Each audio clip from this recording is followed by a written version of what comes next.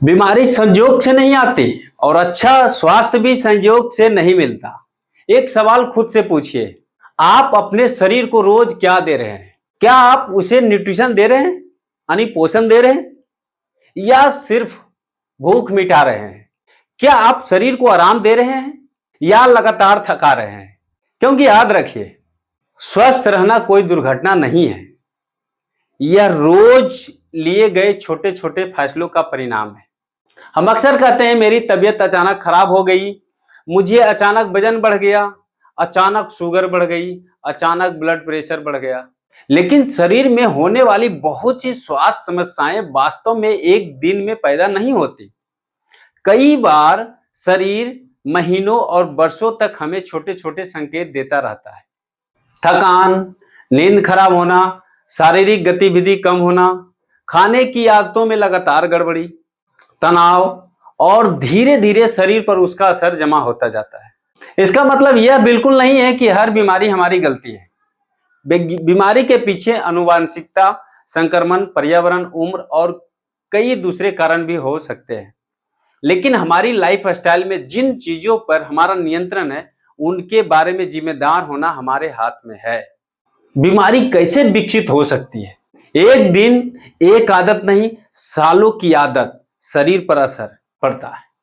मान लीजिए कोई व्यक्ति रोज बहुत कम चलता है, फिर भोजन में लगातार बहुत ज्यादा प्रसंस्कृतिक खाना खा लेता है, नींद भी पूरी नहीं करता, स्ट्रेस भी लगातार रहता है, और यह सिर्फ एक दो दिन नहीं बल्कि महीनों और वर्षों तक चलता रहता है, तो शरीर के energy balance, metabolism, heart health और दूसरे शारीरिक तंत्रों पर असर पड़ सकता है।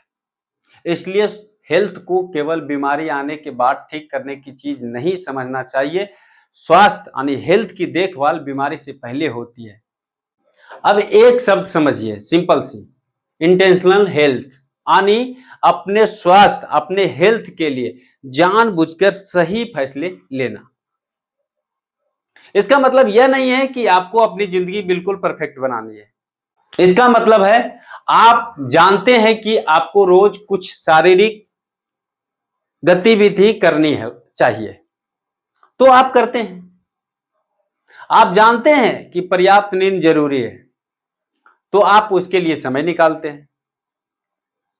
आप जानते हैं कि शरीर को फाइबर, प्रोटीन, विटामिन और खनिज चाहिए, तो आप अपने भोजन में विविधता रखते हैं।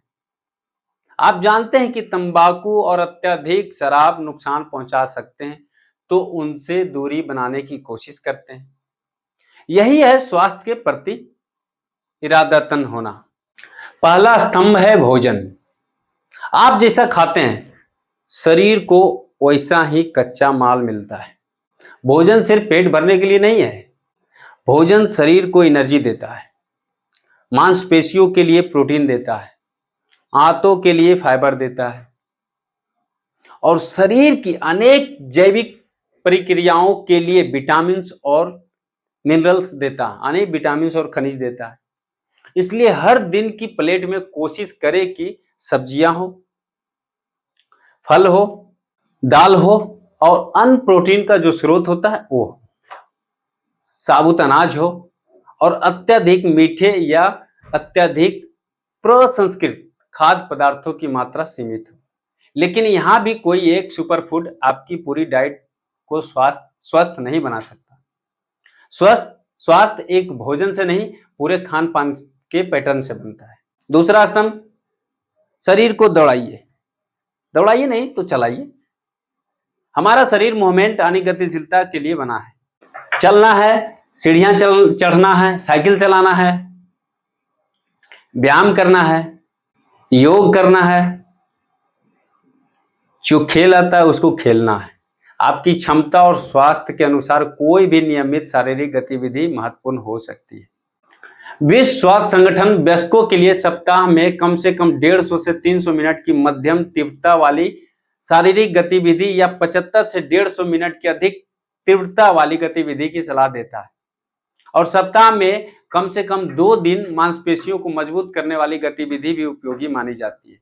लेकिन अगर आप अभी बिल्कुल सक्रिय नहीं है तो आज से 150 मिनट के पीछे मत भागिए।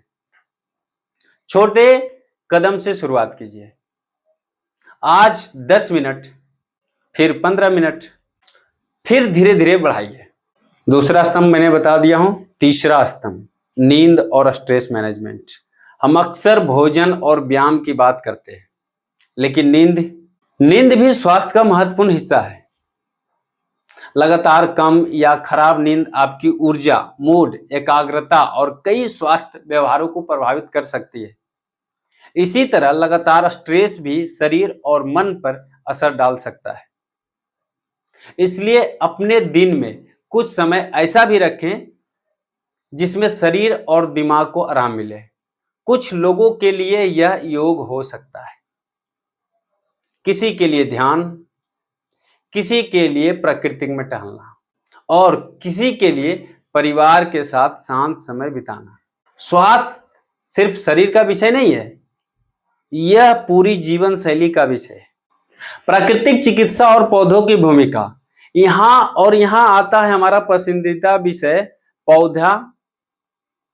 पौधे और प्राकृतिक खाद्य पदार्थ। हर्बल चाय, मसाले, फल, सब्जियां, पत्तेदार पौधे, इनमें अनेक जैव सक्रिय कंपाउंड पाए जाते हैं। लेकिन हमें एक बहुत महत्वपूर्ण सीमा समझनी होगी।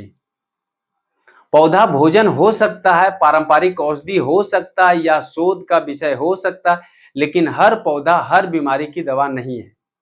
इसलिए पिंटू प्लांट बेस्ड पर हम किसी भी पौधे के बारे में केवल यह नहीं पूछेंगे यह क्या ठीक करता है, हम यह भी पूछेंगे इसका प्रमाण क्या है।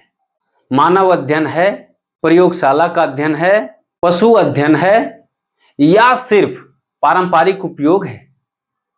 यही अंतर हमें जिम्मेदार प्राकृतिक स्वास्थ्य जानकारी और वायरल दावों के बीच समझना सिखाता है। अच्छा स्वास्थ्य किसी लॉटरी का टिकट नहीं है। आपको हर दिन छोटे छोटे निर्णय लेने पड़ते हैं।